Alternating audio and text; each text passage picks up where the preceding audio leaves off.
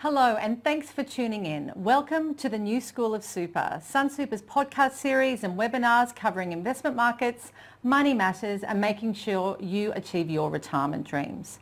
For those of you that don't know me, my name's Anne Fuchs and I head up advice and retirement at Sunsuper.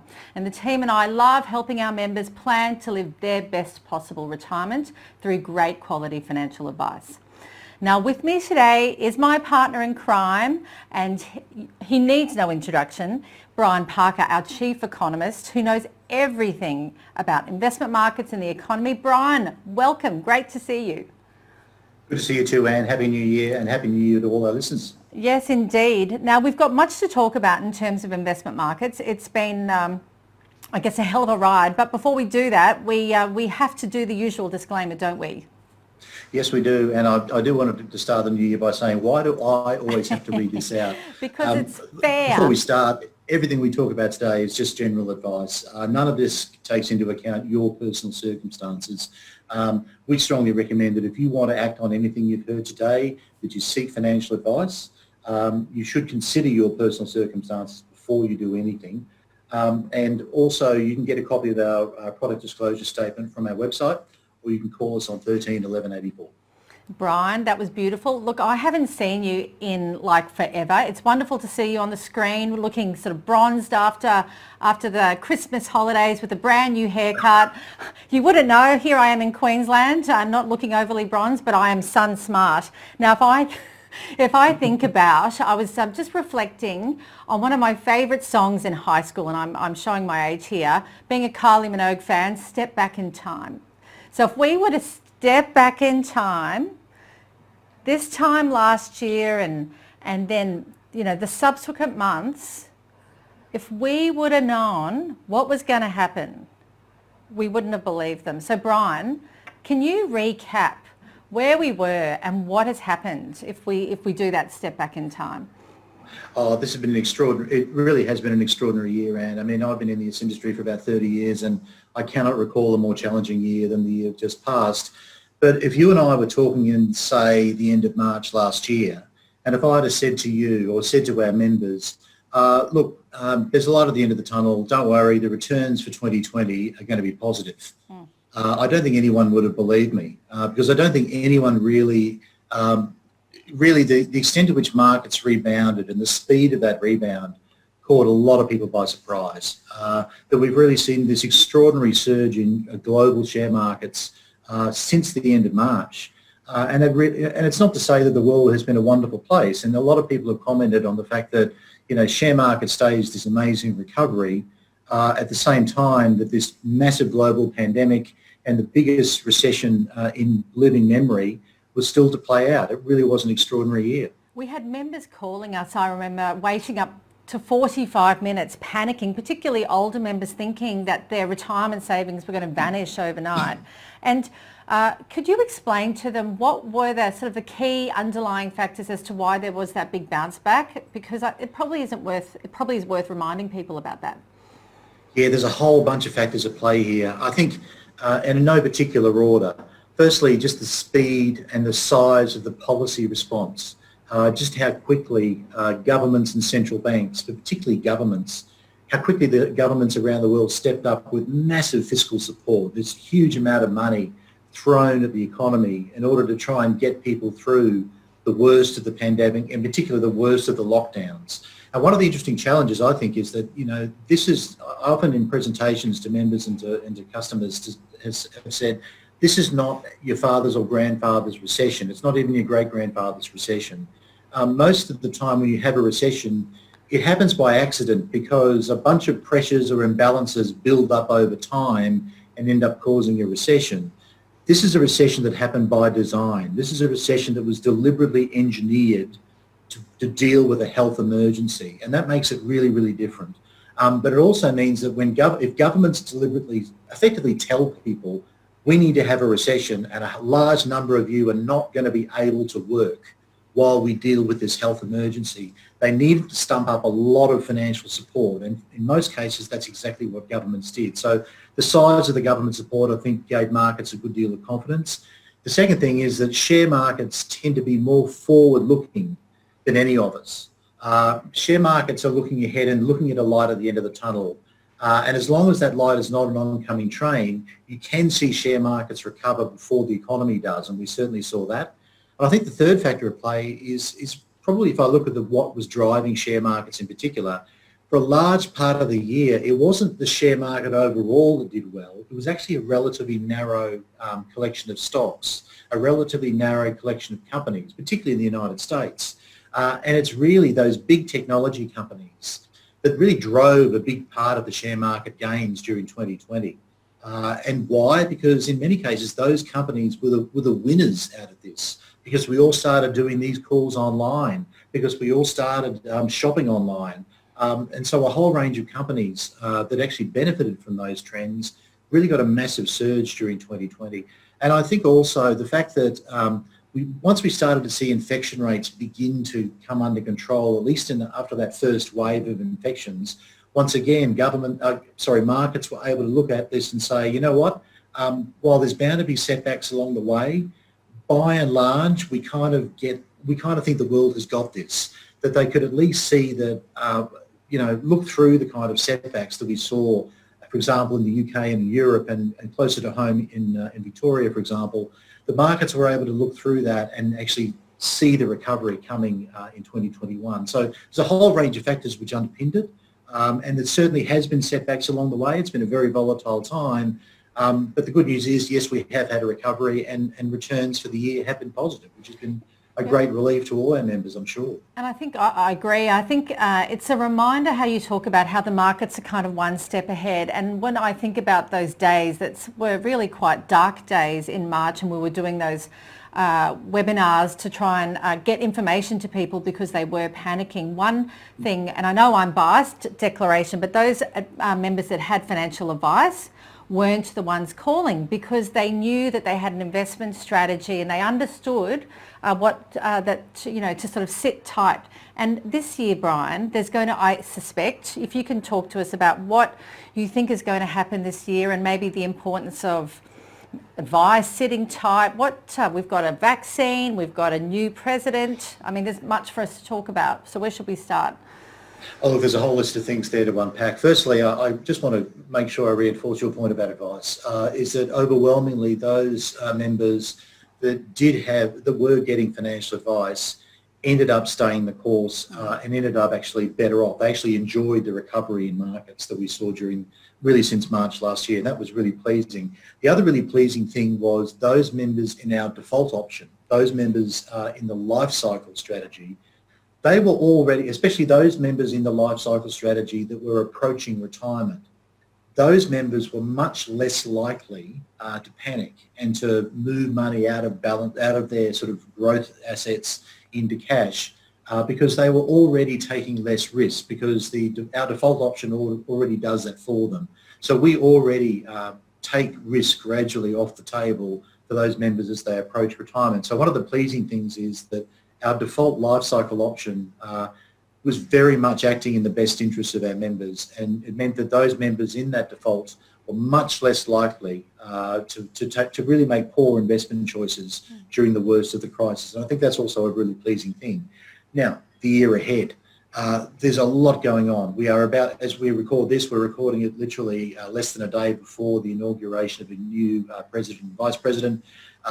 We expect that that's going to result in more of a boost to the US economy, and that's great news given the dominance of the US economy in terms of the global outlook. So we will see far more aggressive steps to really support people through this pandemic. The vaccine news is a clear positive. So the fact that we will end up with a choice of vaccines that can be rolled out is a clear positive for the outlook. It means that markets really can look at that light at the end of the tunnel and know that it is not an oncoming train, that there is a genuine light at the end of the tunnel. But the vaccine rollout is going to take time. It's going to take many months for this to be rolled out over a range of countries. And so while we're waiting for that successful rollout, are we going to see more setbacks? Undoubtedly, we'll see more setbacks along the way. And so we are still in for some economic disruption. But make no mistake, I think that vaccine news does trump everything else, excuse the pun. No. But I do think that vaccine news should be viewed as a clear positive for the medium to longer term outlook. for the world economy. That and the fact that there is an awful lot of pent-up demand out there that has made, I mean, a lot of people went through a massive amount of economic pain, and certainly we saw so many people lose work, lose their job during 2020, but those jobs are coming back. That we're actually seeing a recovery in the labour market, particularly here in Australia, and as that recovery continues, I think, you know, that's great news. But those people who, by and large, kept their jobs and maintained their income during the worst of the pandemic, a lot of those people now are sitting on a substantial build-up in saving and a substantial build-up in cash in the bank. When that money starts to be put to work over the coming year, that's also going to provide a more meaningful boost to the economy. So, look, I think the economic outlook for me does look really very positive for 2021 and beyond. Okay. But that, so can I play devil's advocate? Because one thing that, and I was thinking about it. I saw the the news last night, and there was talk about although the vaccine's going to be a huge boost, there's not going to be any international travel. That'll be the last thing. I think it was the I can't remember who said it, but it was the last thing that's going to, as part of this recovery. Yeah. So it's potentially years away. Australia is very much reliant upon international students, foreign tourists, and obviously too with domestic tourism. Whilst there is this uncertainty around borders, JobKeeper closing on the 31st of March and shutting down, there'd be many people listening to your optimism and saying, well, hold on, what about all of those headwinds? What do you say to that, Brian? Oh, look, I'm not saying that's not problems, but okay. What I am saying is that there is a recovery underway. There is certainly going to be some sectors that are going to lag that recovery, and you rightly point out international travel and tourism. Yeah. That's absolutely true. But the other lion's share of the economy can still enjoy a recovery, even if those particular sectors lag behind. So I'm talking about really the economy overall, but you're quite right. International travel is going to be very much last cab off the rank. And I think the recovery is going to be very gradual. I think you'll see a range of countries, slowly but surely, you'll see travel bubbles start to open up between particular countries. I think that's how international travel opens up. I don't think we get to the stage where, on the first of the month and next year, everyone can fly wherever they want. Yeah. It's going to be this gradual, drawn-out process. I think that was always going to be on the cards. But I suppose my main message is that the bulk of the economy that is not international travel and tourism and is not international students can still enjoy a recovery, even though some sectors are clearly going to lag. They're going to be in a lot of pain. So if two other things I'd love to cover off with you. The first is probably just continuing on around the US and any predictions with Biden, Harris and trade wars, China and the like. And then probably second, just getting into our Sun Super portfolios. But can we start with what you think? Obviously the Trump administration created an enormous amount of tension, volatility and currency flow-on effects with the trade wars. What do you think? Are you prepared to make any predictions and how that could impact Australia with China and the new administration? Yeah, look, I'd say a few things there. And again, no one has any great clarity of how all this is going to pan out, but let me make a few comments. Firstly, if there's one thing that Trump did that actually does have bipartisan support in the United States, it's taking on China. There is this view in US politics, and it crosses the aisle, that China has not behaved well in a whole range of areas in the world economy, particularly in terms of technology transfer and intellectual property, and in trade more generally. And I think there's this view that the world needs to stand up to China and take China on. Yeah. So those tensions are not going to go away because that tension actually did have bipartisan support. You're more likely to see a Biden administration approach it a bit smarter. And the reason I say that is that Trump kind of very much went it alone in taking on China. One of the first things he did when he came into the White House was say that he wasn't going to participate in the Trans-Pacific Partnership, for example. So he was going to go it alone. And he's very much gone it alone in foreign policy. Whereas a Biden administration is more likely to work with friends and allies, trading partners, and present a more united front in negotiating and dealing with China. And I think that's, I'm not saying that that's actually going to make things any kind of easier or more successful, but at least it has, I think you have a better chance of success if you actually work with your trading partners and friends. So the tensions don't go away, but they may be handled in a bit of a smarter way by Biden White House. And as far as Australia-China trade tensions are concerned, I don't think they go away soon either. I would note, though, that by and large, the industries that have faced the most challenge from China are not those industries that are most strategically important to China. And as much as what China has done for for the wine industry, for example, for barley, sections of beef, by and large, it's not.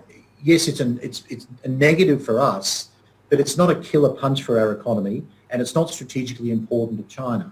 So, for example, let me take the opposite case. If China were to basically say, we're going to cut back massively our imports of Australian iron ore, that would be strategically very, very damaging to China, which is why they probably wouldn't do it. But if they were to do that, that would be a big, big strategic hit to Australia's economy. Massive. So they're signalling the size to of us, our really. Exports is massive compared to wine or barley or anything else. Yeah, it's just a signal, yeah. And we're not alone here. I mean, China is in dispute with a whole range of countries in the region and globally. We are not on our Pat Malone here.